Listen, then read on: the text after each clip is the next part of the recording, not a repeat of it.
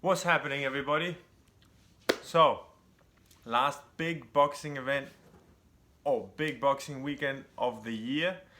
We got three super good fights. We got obviously Triple G and Canelo fighting, same weekend, different cards. I'm pretty sure Triple G did that to call out Canelo and see if he can get a third one in before he sails off in the sunset. And then we have on Showtime Jaron Ennis fighting Chris Van Heerden. And I'm going to start with that one because I believe Jaron Ennis is the best prospect in the welterweight division. Super pumped to watch him fight again. And I think this is exactly the fight he needs. Van Heerden has one big loss to Spence, but he did really well. He managed to go almost 8-4 rounds with Spence, and I believe that this is a fight that's gonna get Ennis to that world level. Van Heerden having been in the top 10, and I believe being 2 steps basically away from the elite. And this is just like Colbert and Stevenson, who we spoke about on Monday, has every tool in the book. He is, for me, the future of the welterweight division. And the reason for that being is he has all the tools. He comes out orthodox. Sometimes he'll come out southpaw. He has a great jab. He has a phenomenal straight left hand as a southpaw, and I actually believe that's the hand he's knocked out 3 or 4 of his most recent opponents. With him actually being, I believe he is right-handed, so that tells you a lot. If a guy being right-handed switches into southpaw and actually knocks people out with his bad hand, that tells you he has legitimate power. I think the fight is going to go similar to the fight Van Heerden had with Spence, where Van Heerden is a game opponent. Having been in there with Spence is going to give him the ability to relax. He's going to be it gives you the ability to go rounds. So it's very unlikely that in the first 3 or 4 rounds you see Van Heerden fold, or you see him not struggle but really get overwhelmed, because Spence is, we see where Spence is now, and we see what he was able to do in there with Spence, or how he was able to hang with Spence. He didn't fold when Spence hit him with those hard left shots to the head or the body. So even though Jaron Ennis has a really high knockout percentage, I don't think he hits harder than Spence. I don't see Van Heerden folding. I think this is going to be a late stoppage by Ennis. I think it's going to go after the 8th. What I think is going to trouble Van Heerden is more than his power. I think when he fought Spence, he just got broken down physically. Spence going to the body and to the head repeatedly just took its toll. I don't see Jaron Ennis being physically as strong as Spence, and I don't see him hitting as hard as Spence. But he presents a completely different problem, which is he has much more movement than Spence. He has much more. He's much more versatile and creative in his attack. He will throw his right hand as a power punch. He will throw his left hand straight as a power punch. He'll switch back and forth. He'll switch as he's moving sideways, and will come with shots from completely different angles. Whereas Spence comes from Spence shots mostly. He'll throw 2-3 shots, spin out, throw a shot, and move away. So I believe I think Ennis is gonna come in. He's gonna move. He's gonna pot shot Van Heerden. I think Van Heerden is already, he's probably not as durable as he was when he fought Spence. Just a fight like that takes its toll, but also he's obviously older now, so I think he's going to be a bit more static than he was against Spence. I don't think he was going to come forward as much as he did back then. I mean, you could see even in the 4th, 5th round with Spence, he was coming forward. He was pressing the action. I think he's going to do some of that in the beginning of his fight with Ennis. I think Ennis is going to move around a lot. He's going to pot shot. I think Ennis is going to start to dominate with that straight left hand to the body, which he lands beautifully. And Van Heerden, being southpaw, the liver is obviously right there to be hit, and I think Ennis is going to start pushing forward after the 3rd, 4th round. I think Ennis is going to start pushing the pace. I think Van Heerden is going to be swollen up. I mean, we could see also with Spence, he swelled up pretty quickly, even though the eye didn't actually close all the way. It was very easy to get it swollen, and I think it's going to be the same here.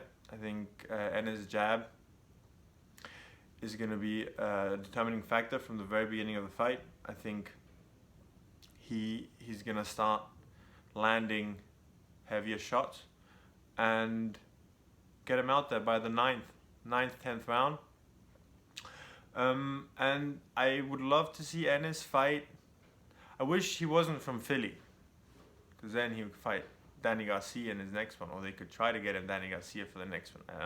Both being from Philly, I don't think that's gonna happen. I would like to see Ennis in 2021 maybe fight Josecito Lopez. I think that's a good. I think Lopez is more lively than Van Heerden is going to be tomorrow. I think Lopez has genuine boxing skills, and I think that is the perfect fight for Ennis, especially Lopez having won this last one. I think it's the perfect fight for Ennis to take before taking on a world title challenge. I think he's going to be ready for the world title by the end of next year, against anyone except Crawford or Spence. I think I mean, he's not going to get Pacquiao, but I do believe that that big fight is one fight away after Saturday night. Next up, we have Triple G, and what the announcement of this Triple G fight tells me is something that I'm sure a lot of people already know and think, which is that Triple G does not want another hard fight in his career unless it's Canelo. I think him choosing to fight a day before Canelo is obviously not coincidental. I think he in his mind knows that he feels like he has nothing left to prove in the sport. He has a huge deal with the zone, so I believe he's just going to take fights like Cerameta, like Steve Rose before that, fights that, that don't present too big a risk, and hope that he lands that 3rd Canelo fight, and then just sail off into the sunset. I think, I mean, to be honest though, again, I'm sure a lot of people know this, and they've spoken out about it, and they criticize and judge Triple G for it. But I mean, Triple G's 35. He's fought the top of the division at the time before Bubu Andrade came up, before Billy Joe Saunders was really in that mix. So he already proved himself. There's no need for him to take risk. And this dude has 400 amateur fights, 42 professional fights. He went toe-to-toe with Canelo twice, who is widely regarded right now as a pound-for-pound number one.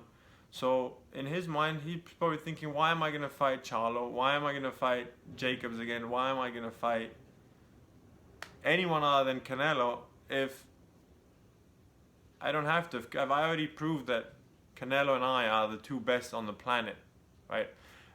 So I don't judge Triple G for it. I think it's a smart business move. I think he's given the people plenty of phenomenal fights of great shows, and now he just wants to see if he can get one last 8-figure payday in before he just leaves. I think Ceremeta, I mean, that's going to be, I believe Triple G is going to get him out there between the 3rd and the 5th round. I did some research on Ceremeta. I saw a couple of his last fights. I saw some highlights of his, and I was actually pretty surprised. I thought he was going to be European style, hands up, come straight forward, walk into shots, and outwork his opponents. But I mean, I clearly had no idea, because when I looked him up, it was the complete opposite. He has nice creativity. He's a good boxer. He has head movement. He feints. He uses jab. So he actually has all the tools, but he has all the tools at a lower level. He's too slow for the elite. He doesn't have the hand speed to actually use his skills at a high level. You're gonna see him anytime he fights lower level opposition. You're gonna see him do really nice things. Slip, throw. He has good fundamentals. Pull back. He has nice little head movement, nice feints. Creative with it too. Jabs to the head, jabs to the body. Sets up his punches nice, but it's at a very slow speed. So when you have a guy like Triple G, who has an Olympic silver medalist, who has fought, I mean, the best of the best throughout his professional amateur career, then a guy like Ceremeta, he won't. I mean, they're just operating at different levels, right? I have no idea how Ceremeta became mandatory for the IBF. I think that's questionable. But I mean, props to him for taking it. I think he's very front foot heavy when he throws the jab, especially jabs to the body. He leans in. It takes him too long to get back out of range. He'll feint, he'll move his head a little bit, and then he'll lunge forward with that jab to the body, and it takes him way too long to come back. Right? So him being a southpaw, leading with that right hand, Triple G is comes in with his left hand high, right? So it's gonna be easy for Triple G to block that body jab, come back with a left hook over the top, because it takes Ceremeta too long to actually get back out of range. So I think the left hook is gonna be a pretty important weapon. I think Triple G is gonna dominate him with the jab as well. Because of Ceremeta's style in the first, I think the first round is going to be pretty uneventful. I think towards the end of the first round, Triple G is going to start to use, once the jab is established, at the end of the first round, he's going to start to use that right hand, that left hook a little bit more. And I think Ceremeta has obviously never been in there with an animal like Triple G. So the moment that stiff jab starts to land, and you see Ceremeta backing up, I believe he's gonna cave in. I think he's gonna start backing up, and he's gonna start backing into the ropes, and I wouldn't be surprised if the end came with a body shot, left hand to liver, or with a left hook upstairs, or straight, or just a straight right hand. But I think that doesn't go more than 3 or 5 rounds tops. I think that Triple G still has the power. He still has. He obviously has the fundamentals. So that's an easy one. That whole card is pretty. I mean, it looks like it was just set up so that Triple G can fight on the same weekend that Canelo. That's what I see from it. And then we have the big one, Saturday night. Several interesting fights on that card, actually. Mostly up and coming prospects. You have Alexis Espino, super middleweight, who's 6-0, 4 knockouts. I actually watched him on the Jesse Vargas, Mikey Garcia undercard. Interesting guy. I'm trained by Robert Garcia. He's got a good jab. He's very good with his front hand. The way he pulls down the opponent's jabs, has very good timing with that jab. Had a very awkward opponent, guy named Del Vecchio Savage. He was 3-5, but lively, nice. I mean, you can see he was trying to box. He was really trying to win. Didn't just come for the paycheck. So I thought that was a good fight for Espino. I haven't seen his opponent for Saturday night, but I expect something similar. You know, there's nothing special. He doesn't do anything out of the ordinary, but he does the basics very well. He feints. He has good feet, nice and tidy. So he'll probably, you know, he seems to have that new generation of that, a new style that the Mexican fighters are adopting. I think Mexican fighters are now they seem to be getting much more refined, and they're much less into trading and much more also into being boxer punches. And he falls into that category. He's not big into trading. He's not big into brawling. He likes boxing from a distance. He has good build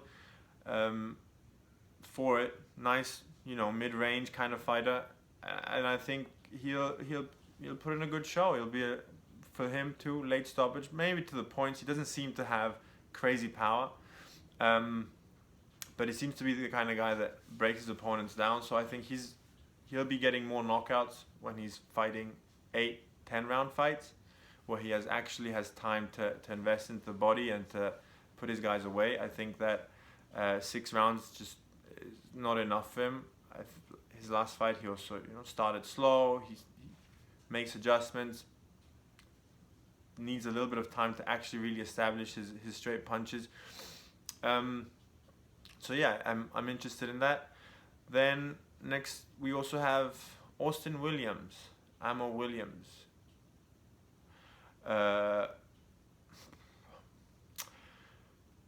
He's been going back and forth with Anthony Fowler.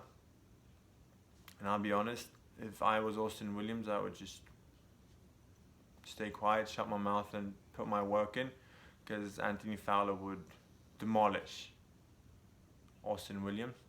Just completely different stages of their development. Austin Williams is fighting a guy who is, I believe, 7-3. I think Isaiah Thomas, his name is. He was in. I think I saw him on a bubble show on ESPN for Top Rank. Williams has all the tools, physically speaking. He's very explosive. He's a great athlete. Very strong guy. Low center of gravity. I mean, you can see it in his build. I mean, broad shoulders, massive calves. It's a guy who has no problem, obviously, physically would have no problem jumping in and out. You know, his reflexes, he does get hit. He's just still very, very green. You know, he's a guy who I think has been boxing for 5 years now, which is obviously not a long time, but because of these physical abilities that he can make up for any kind of technical deficiencies up to a certain level. And I think Eddie Hearn is the best promoter in the world right now, and he knows that. He knows that it's not his time yet. He knows that he needs a few more fights. I think he needs an opponent that he might even need a loss. He needs an opponent, or he needs someone that really makes him work and that makes him realize, you know what, we need to reel it in, or makes his team notice that they need to reel him in. And focus more on developing sound fundamentals. He fights with his chin up in the air a lot still. Back is very, very straight, so he doesn't really cover the body up properly. He seems to have some power, but he doesn't have that concussive one-punch knockout power. So, I mean, anytime you have power and you knock out your opponents in the beginning stages of your career, you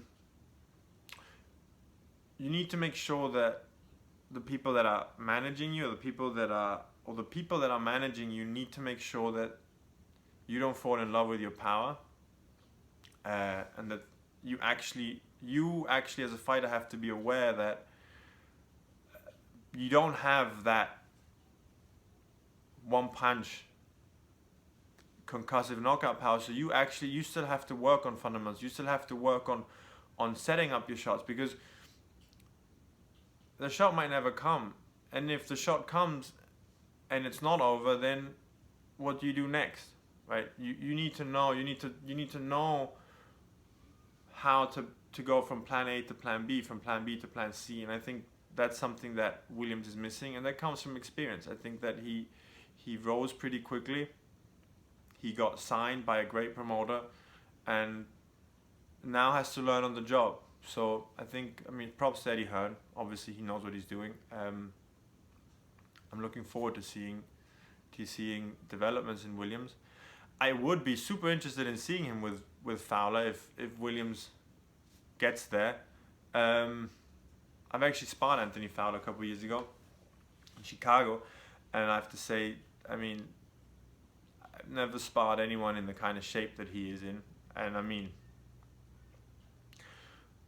I've sparred some big names, but physically, for a 154 pounder, I mean, Williams needs to put some work in before he can put this dude's name in his mouth. We also have Raymond Ford, who's a super interesting prospect, and a guy who actually beat him in the Nationals 2017. Mark Castro is making his pro debut. Eddie Hearn is done. I mean, he's been putting in work getting Mark Castro's name out there. And kid is super talented, very fast. Again, like Espino, this new kind of Mexican boxer, right? Much more a boxer than a brawler. Very fast hands, nice reflexes. Very excited to see his pro debut, and he's fighting a guy 7-5. I mean, it's and I believe it's a 6 rounder. So he's just going straight to business. He's saying he doesn't want any 4 rounders or a guy with 15 losses and no wins. So props to him for that. I think that obviously says a lot about the confidence that they have in him and his development. Then you have Raymond Ford, who is extremely quick, who's already 7-0, 5 knockouts, special talent. I'm looking forward to seeing him and Castro go at it again in the professionals. That's probably going to happen down the line. He was just added to the card recently, though, so it's probably just a keep him busy fight, and just to keep him in everyone's minds. People don't forget about him. Crazy year. Boxers in general haven't been able to fight as much, or in shows as big with the kind of media attention that they would normally get. So it only makes sense if the kid is in shape to put him in there with someone just for people to see him again.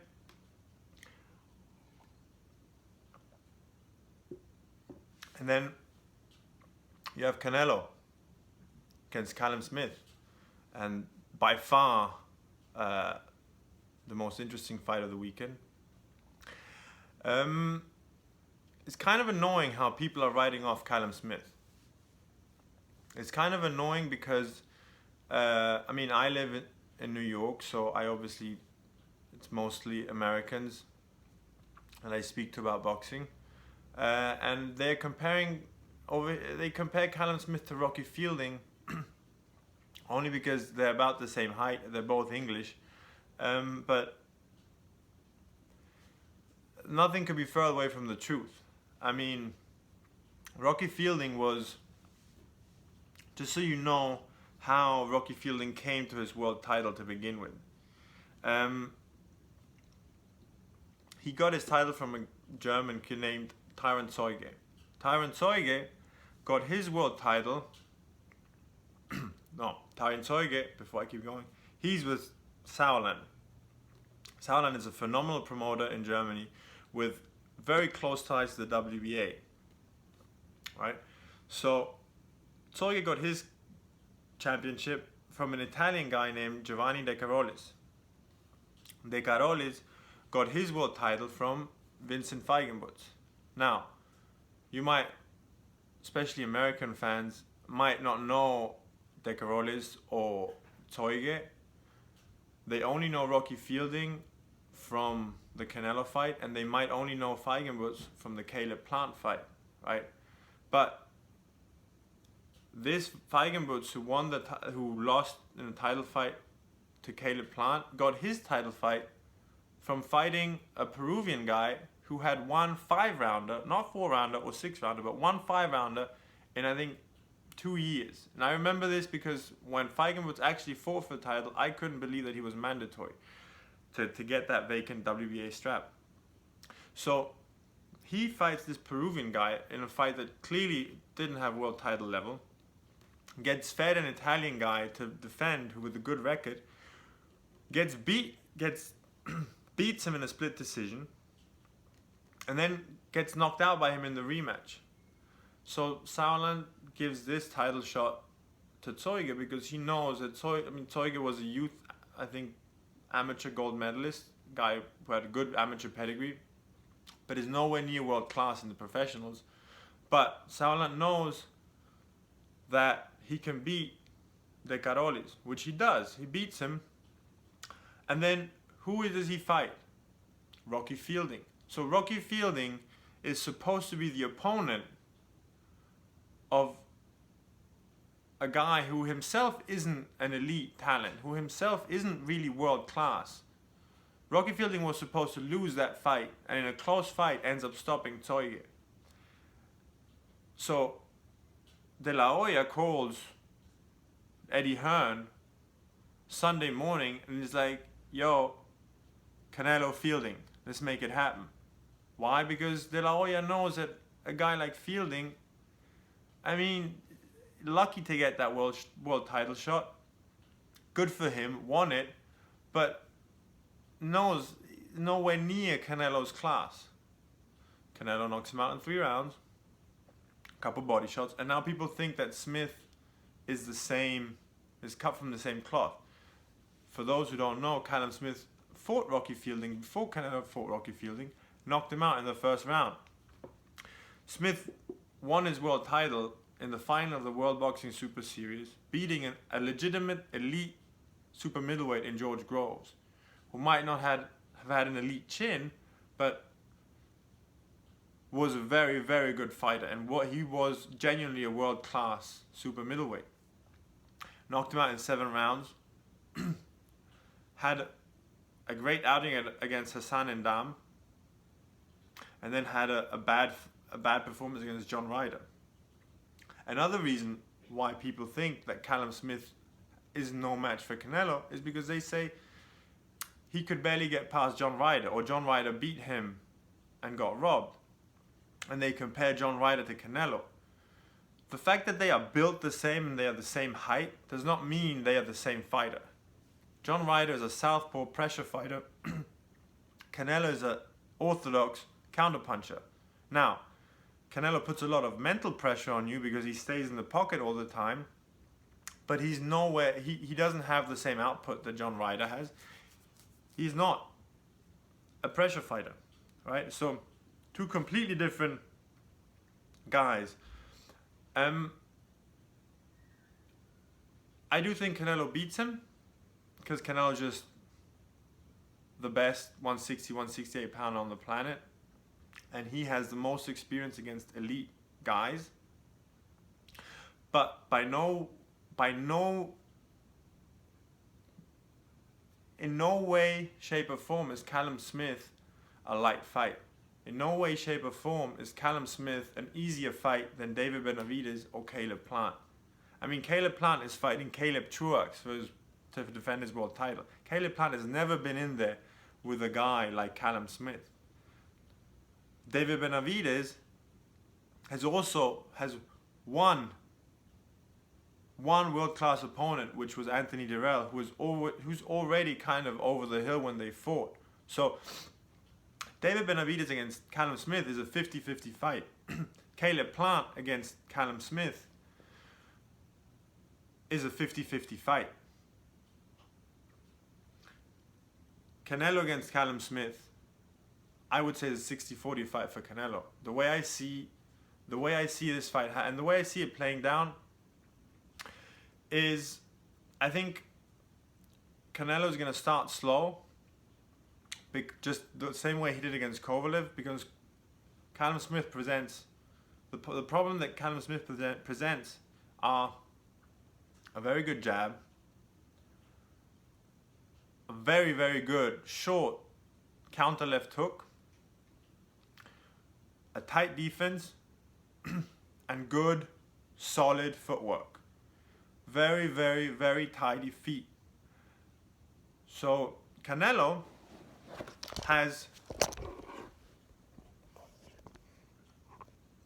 is the kind of guy who does almost everything perfect. His head movement is sublime. His reflexes are phenomenal. The dude punches extremely hard, right? He has great ring IQ. What's the one thing that Canelo lacks? The one thing about Canelo that is not just not perfect, but is not even elite, which is his footwork. Canelo's footwork is not bad, but it's very slow. Canelo's upper is extremely fast from the waist up. Very fast hands, great head movement, but slower feet, right? So I personally see Callum Smith jabbing and moving around Canelo. I think that Canelo's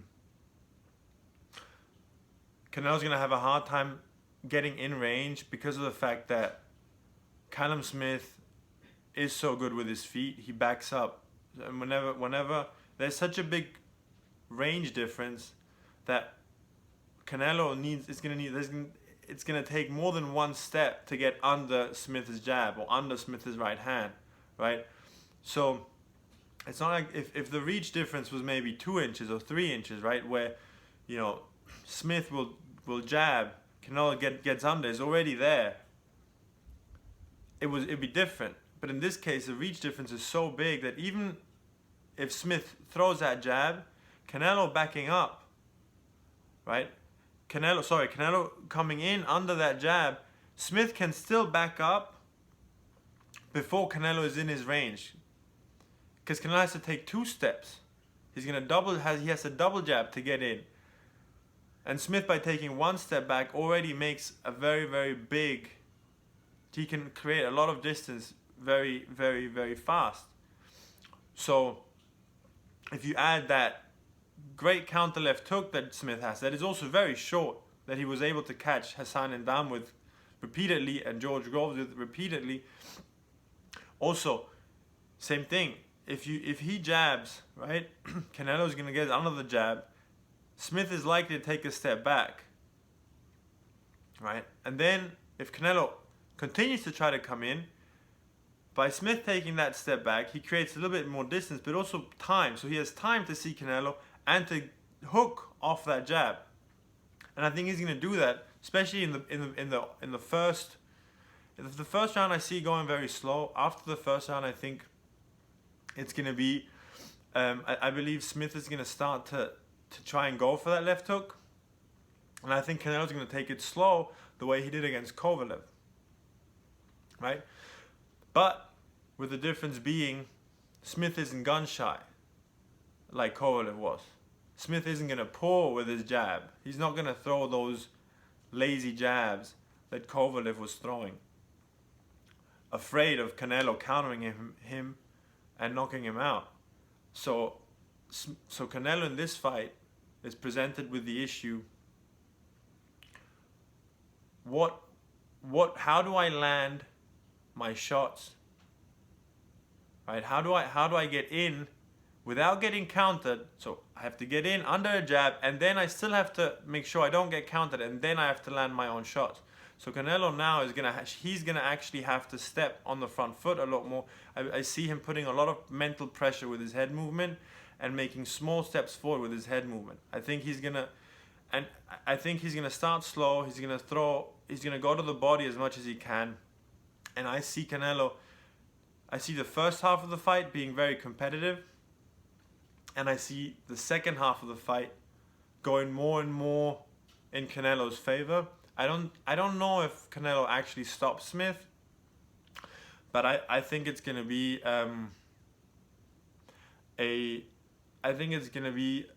similar fight in terms of the points that Canelo had with Jacobs. I think Smith, because he hasn't been in there with someone who operates at that kind of level, it's gonna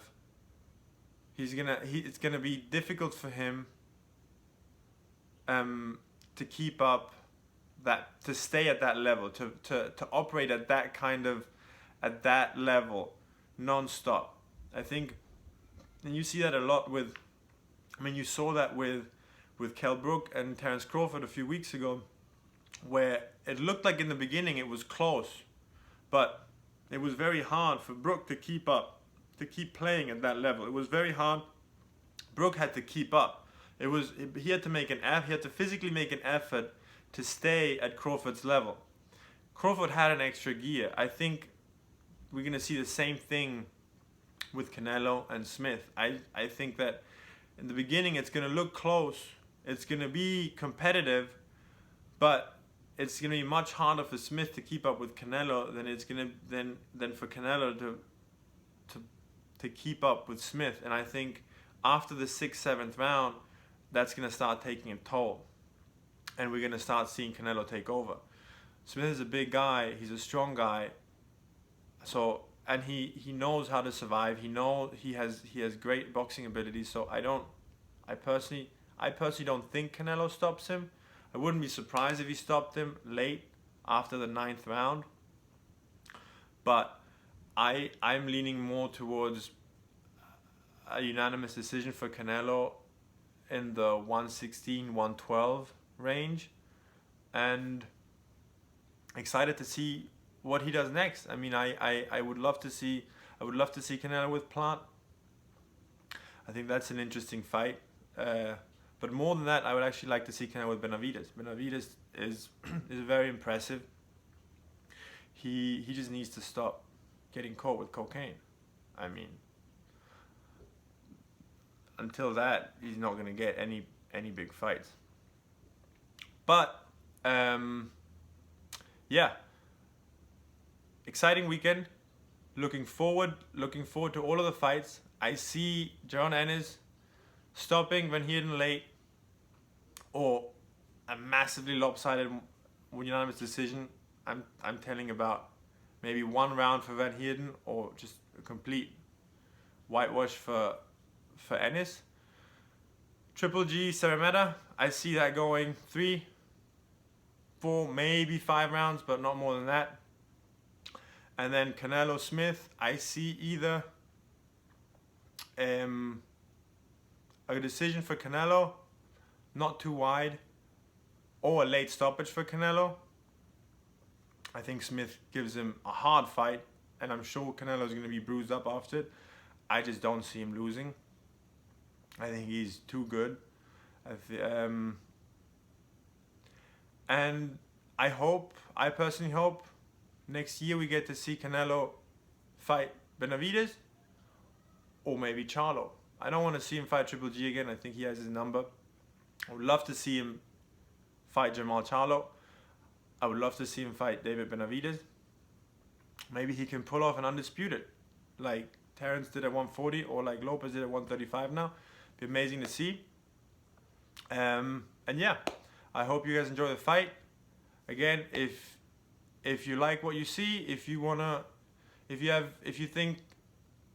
think I don't know what I'm talking about, please comment. Let me know. We can debate about it. Monday afternoon, we'll be back with a recap of what happened on the weekend. And one more fight that you should be on the lookout for on Sunday that we won't be able to see on TV is for the Cruiserweight WBC Championship. Ilunga Makabu out of Congo fights Dudu Dola out of Nigeria. That's going to be fireworks for sure. Both have like one win coming by decision and everything else by knockout. Both have been knocked out. Makabu is the guy who lost the title to Bellew, and in their 3-round, that went 3 rounds, but he dropped Bellew in the second, I think. So that's gonna be a phenomenal fight. Knockout almost guaranteed. I'm leaning towards Makabu. But anyway, have a good weekend, enjoy the fights, and I'll see you guys Monday.